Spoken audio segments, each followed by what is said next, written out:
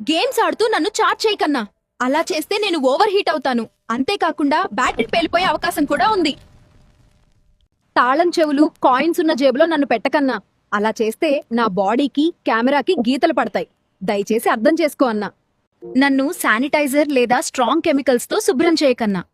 అలా చేస్తే స్క్రీన్ పై ఉన్న ఒలియోఫోబిక్ కోటింగ్ పోతుంది. నా పైన చీప్ స్క్రీన్ ప్రొటెక్టర్లు పెట్టడం మానేయన్నా, నీకు దండం పెడతా. అవి వేడిని లోపలే ఉంచి టచ్ రెస్పాన్స్ ను స్లో చేస్తాయి. దిండు కింద నన్ను పెట్టుకుని నిద్రపోకన్నా. అలా చేస్తే వేడి అలానే ఉండిపోయి బ్యాటరీ, డిస్ప్లే రెండూ పాడైపోవచ్చు.